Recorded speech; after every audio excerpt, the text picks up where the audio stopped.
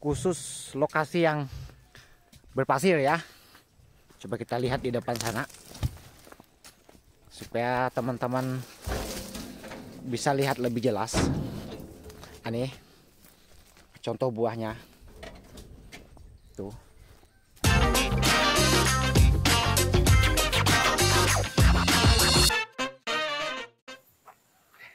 Selamat sore untuk teman-teman para sahabat petani kelapa sawit. Nah, di video ini saya sedang berada di tanaman kelapa sawit yang memiliki usianya sudah nyampai 40 bulan. Sebentar lagi 41 bulan. Nah, di sini lokasinya itu lokasi berpasir. Nah, sekaligus akan saya bahas tentang tanaman kelapa sawit yang ditanam di lokasi yang berpasir. Nah, seperti yang kita punya di belakang kita ini pasir ya, pasir seperti ini. Nah, jadi teman-teman tuh sering menanyakan, Bang, endakkah susah itu katanya kalau tanam kelapa sawit di lokasi yang berpasir. Nah, lalu ada juga yang bilang lokasi berpasir itu tidak bisa menghasilkan kalaupun ditanam yang namanya tanaman kelapa sawit. Nah, di video ini saya akan tunjukin contoh yang kita punya. Nanti teman-teman bisa lihat seperti apa perkembangannya. Nanti sekaligus akan saya jelaskan apa saja perawatannya yang sudah kita lakukan pada tanaman yang ada di sekitar ini. Nah, untuk yang pertama seperti ini ya kawan-kawan. Kita akan perlihatkan hasil buahnya dulu ya. Ketika usianya 40 bulan seperti ini hasil yang kita dapatkan. Nah, jadi contoh tanamannya seperti ini.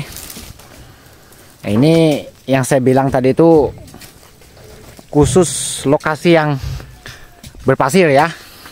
Coba kita lihat di depan sana supaya teman-teman bisa lihat lebih jelas. Ini contoh buahnya tuh ya. Nah, ini contoh tanamannya seperti ini, pohon tanamannya. Ini kebetulan ada kegiatan panen, jadi sekaligus kita akan tunjukin contoh buahnya tuh. Lumayan nih, seperti ini dia. Yung. So akrab ini anjing. Nah, ini contoh bonggol tanamannya. Nah, seperti ini ya. Nanti akan kita bahas perawatannya.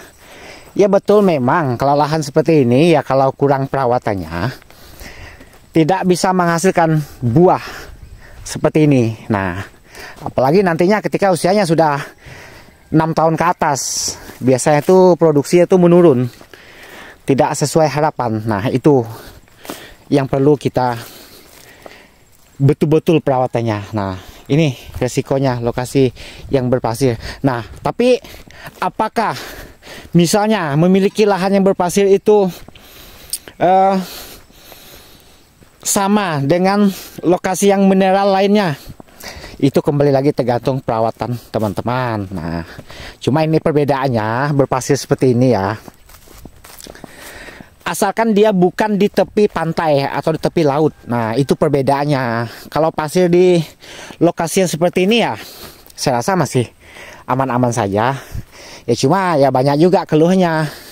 Nanti akan saya tunjukin keluhnya ya. Sekaligus akan saya tunjukin trik perawatannya ke bagian blok yang itu. Kita akan maju ke blok yang itu nanti. Banyak keluhnya di dalamnya. Nah, berikut kita akan menunjukin tentang keluhnya ya dan kelemahannya memiliki lokasi berpasir ya. Kita cari di bagian blok yang agak parah ya. Nah, ini berpasir ya. Ini parah sekali pasirnya. Nah, dia keluhannya itu gampang tumbang. Nah, itu yang pertama. Tuh, seperti yang di depan situ. Dia mudah tumbang.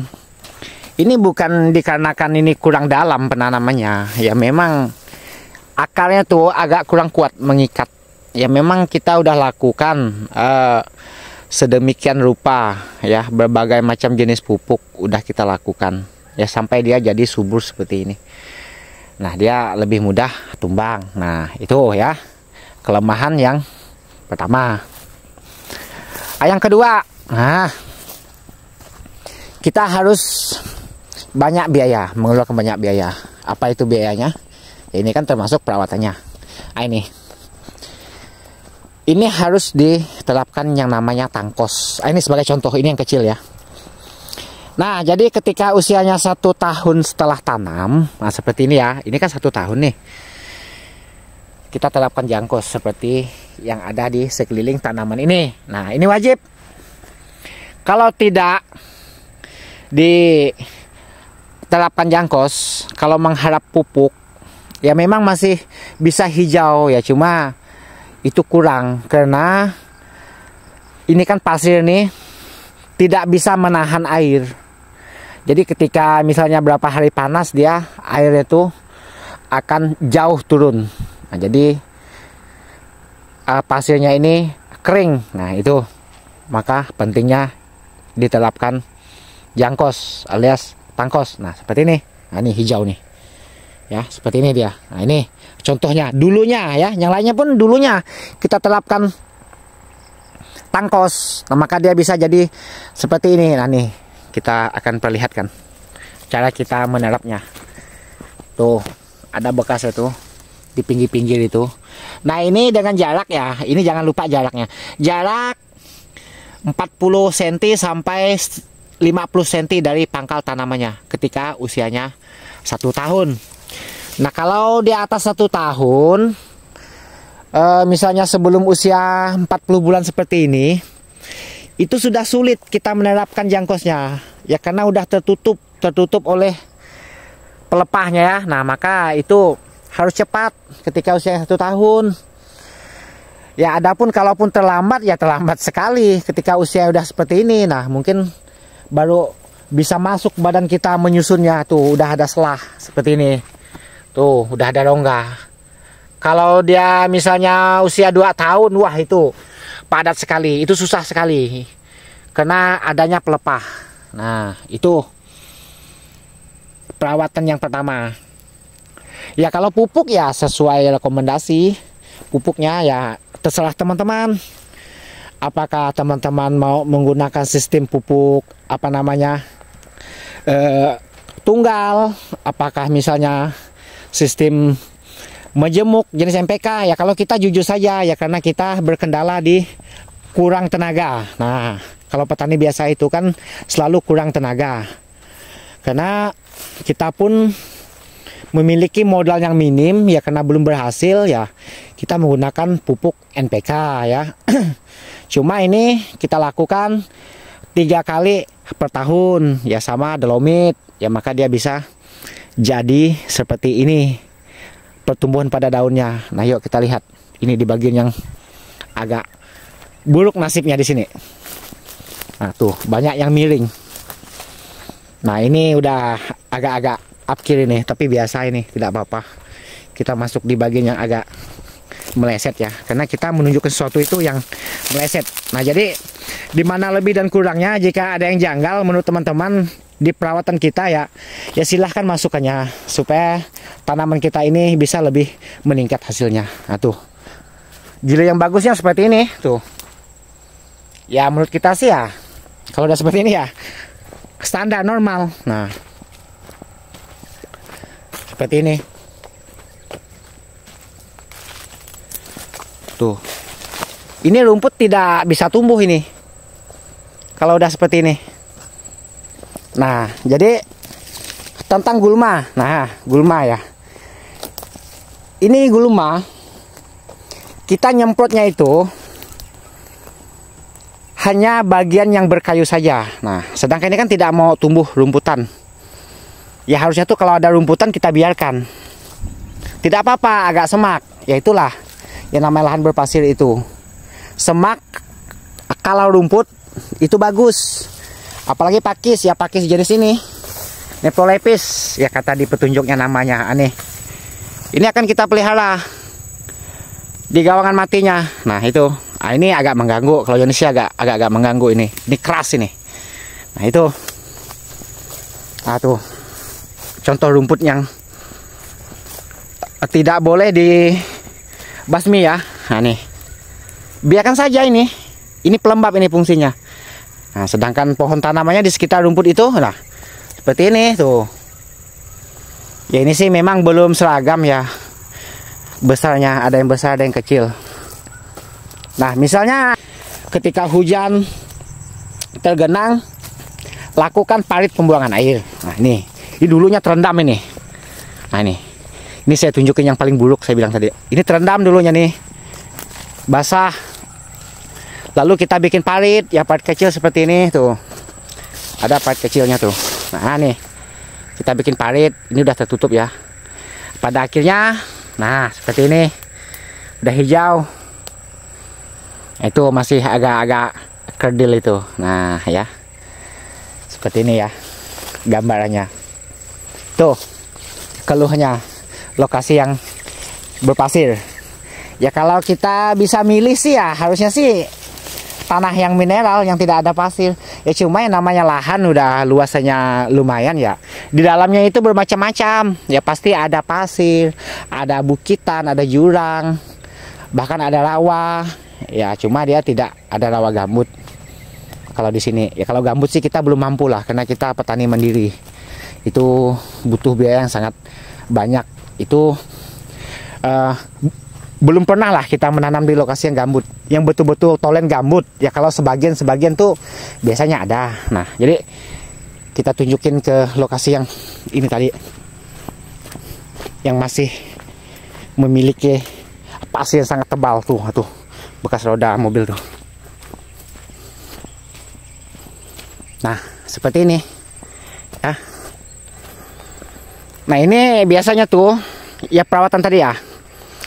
Ketika usianya 5 tahun nanti gaskan lagi yang namanya tangkos. Nah, mungkin nih satu pohonnya itu membutuhkan tangkos, ya katakan kalau pakai gerobak 6 gerobak satu pohon. Baru dia bisa cukup untuk menutup sekeliling pasir yang ada di samping tanaman ini. Nah, sedangkan yang usia 1 tahun tadi itu cukup kita lakukan 3 gerobak sorong ya dalam satu pohonnya. Nah itu perawatannya. Setelah kita kasih jangkos, kemudian kita kasih dolomit. Ya setelah dolomit baru kita terapkan yang namanya pupuk NPK. Nah jadi maka dia bisa menghasilkan seperti ini tuh ya teman-teman. Jadi ya bukan berarti lahan berpasir itu tidak bisa menghasilkan, bisa, asalkan ya pasir seperti ini, bukan di tepi pantai, bukan di tepi laut ya, ini masih bisa. Ya cuma kelemahnya tadi itu bisa mudah tumbang. Nah itu kelemahnya. Yang kita waspada itu jangan sampai daunnya sampai menguning, apalagi sudah mengering daun bagian bawahnya. Nah, itu tangkos terus itu mainnya satu-satunya itu.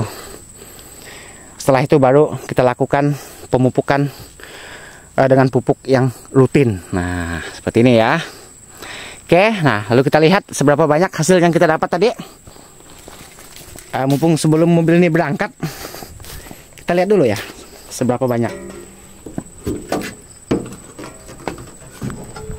Nah seperti ini hasil tanam kelapa sawit yang sudah berusia 40 bulan, sebentar lagi 41 bulan. Nah ya.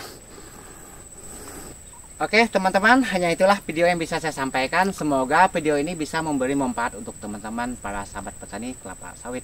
Nah jadi untuk teman-teman yang mengatakan di lahan yang berpasir itu tadi itu tidak bisa ditanam yang namanya tanam kelapa sawit dan tidak bisa menghasilkan buah yang bagus dan susah perawatannya, itu tergantung kitanya ya. Makanya kita sebagai saya pun harus banyak belajar juga ya, mana tutorial yang masuk akal. Terkadang itu yang saya ikutin. Yang terpenting ketika usia 1 tahun ya, setelah 1 tahun tanam diterap jangkos sebanyak 3 gerobak sorong. Nah jadi ketika usia 5 tahun nanti kita lakukan jangkos lagi. Nah jadi untuk pupuk, nah dosis itu kan udah tertera tuh di anjurannya dari PPKS atau dari apa itu ada tuh terserah teman-teman mau menggunakan pupuk tunggal atau pupuk sistem menjemuk NPK, ya terserah teman-teman. Cuma jangan lupa dolomit sekurang-kurangnya 1 kali per tahun. Nah, sedangkan dosis itu sering saya bahas di video kita yang lainnya. Oke, semangat, sukses untuk sahabat petani mandiri.